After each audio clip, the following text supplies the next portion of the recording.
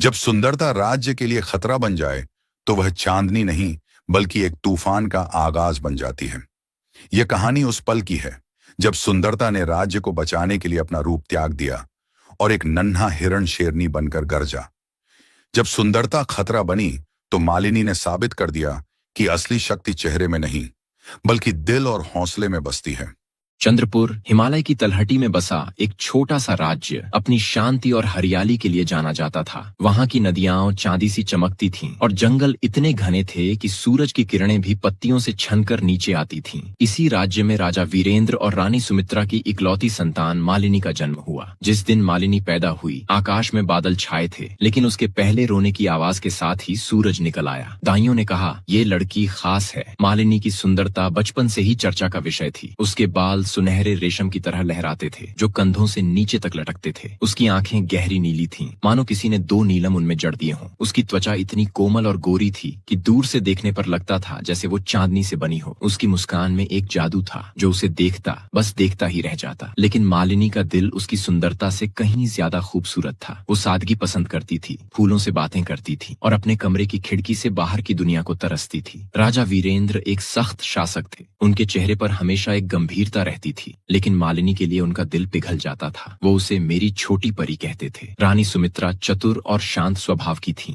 वो मालिनी को हर खतरे से बचाने की कोशिश करती थीं। मालिनी को महल के बाहर जाने की इजाजत नहीं थी। राजा कहते, दुनिया में भेड़िए भरे हैं और मेरी बेटी एक नन्हा हिरण है। मालिनी की सखी चंपा उसकी हमउम्र थी। चंपा की आंखें चमकीली थीं और उसकी हंसी में शरारत छुपी रहती थी। वो मालिनी की नौकरानी थी, लेकिन दोनों का रिश्ता बहनों जैसा था। चंपा हर वक्त मालिनी के साथ रहती, उसे हंसाती, उसके बाल संवारती और कभी कभी चुपके से महल की छत पर ले जाकर तारे दिखाती। मालिनी 18 साल की हुई और उसकी सुंदरता की चर्चा अब चंद्रपुर की सीमाओं को पार कर चुकी थी। व्यापारी जो चंद्रपुर से मसाले और रेशम लेने आते, वो अपने साथ मालिनी की कहानियां ले जाते। कवियों ने उसके लिए गीत लिखे और यहाँ तक कि पड़ोसी राज्यों के राजकुमारों ने उसके बारे में सुन लिया। लोग उसे चंद्रपुर की मोती कहने लगे। लेकिन ये ख्याति धीरे धीरे एक खतरे में बदलने लगी। एक दिन कालिंगा राज्य से एक दूत महल में आया। कालिंगा एक शक्तिशाली राज्य था जिसका राजकुमार ध्रुव अपनी क्रूरता और अहंकार के लिए कुख्यात था। दूत ने राजा वीरेंद्र के सामने सिर झुकाया और कहा, मेरे स्वामी राजकुमार ध्रुव ने सुना है कि आपकी बेटी मालिनी दुनिया की सबसे खूबसूरत कन्या है। वे उससे विवाह करना चाहते हैं। अगर आप हाँ करते हैं तो चंद्रपुर को कालिंगा की दोस्ती मिलेगी। अगर मना करते हैं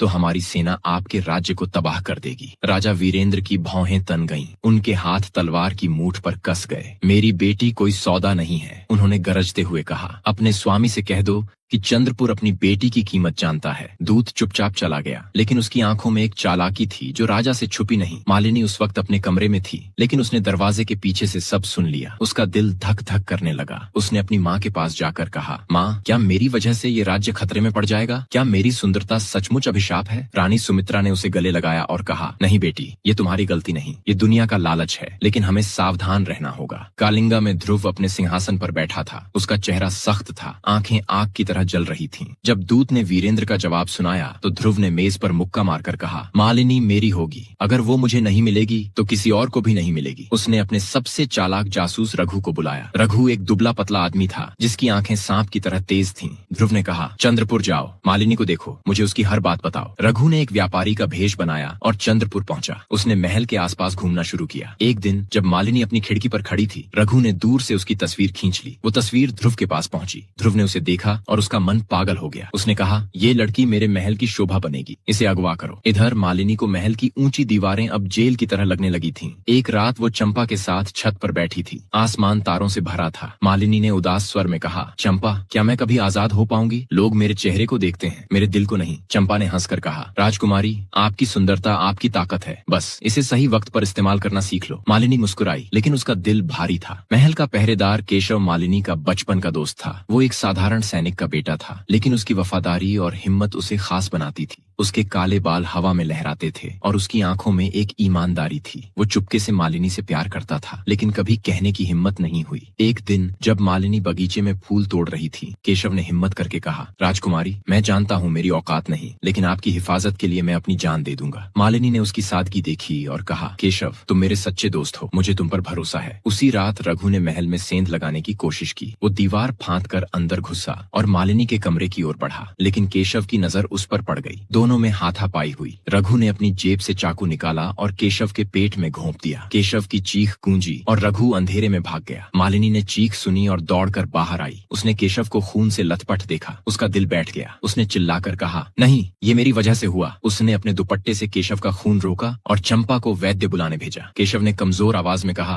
राजकुमारी, आप सही सलामत रहें, और बेहोश हो गया। केशव की हालत ने मालिनी को तोड़ दिया। उस रात वो अपने कमरे में बैठी रोती रही। उसने आईने में अपना चेहरा देखा और सोचा, ये सुंदरता ही मेरी दुश्मन है। इसके लिए लोग मर रहे हैं, राज्य खतरे में है। उसने चंपा को बुलाया और कहा, मुझे कैंची ला कर दो। चंपा हैरान हुई, लेकिन मालिनी के चेहरे पर गुस्सा देखकर चुपचाप कैंची ले आई। मालिनी ने अपने लंबे सुनहरे बालों को कैंची से काटना शुरू किया। एक एक लट जमीन पर गिरती गई। चंपा ने रोते हुए कहा, ये आप क्या कर रही हैं राजकुमारी? मालिनी ने जवाब दिया, अगर दुनिया सिर्फ मेरा चेहरा चाहती है तो मैं उसे वो चेहरा नहीं दूंगी। फिर उसने चूल्हे की राख उठाई और अपने चेहरे पर मल ली। उसका गोरा चेहरा काला पड़ गया। सुबह जब राजा और रानी ने उसे देखा, वे स्तब्ध रह गए। राजा ने गुस्से में कहा, ये क्या पागलपन है मालिनी? लेकिन मालिनी ने शांत स्वर में कहा, पिताजी, अब मुझे आजादी चाहिए। मैं इस चेहरे के पीछे की मालिनी को जीना चाहती हूँ। मेरी सुंदरता ने बहुत नुकसान किया। ध्रुव को जब पता चला कि उसका जासूस पकड़ा गया, उसने गुस्से में अपनी सेना तैयार की। उसने कहा, अब चंद्रपुर को सबक सिखाने का वक्त आ गया है। कालिंगा की विशाल सेना चंद्रपुर की ओर बढ़ी। राजा वीरेंद्र ने अपनी छोटी सी सेना को तैयार किया, लेकिन सब जानते थे कि जीत मुश्किल थी। मालिनी ने हार नहीं मानी। उसने चंपा और कुछ सैनिकों के साथ मिलकर एक योजना बनाई। उसने रघु को, जो अब कैद में था, डराकर ध्रुव के शिविर का नक्शा उगलवाया। फिर उसने अपने पिता से कहा,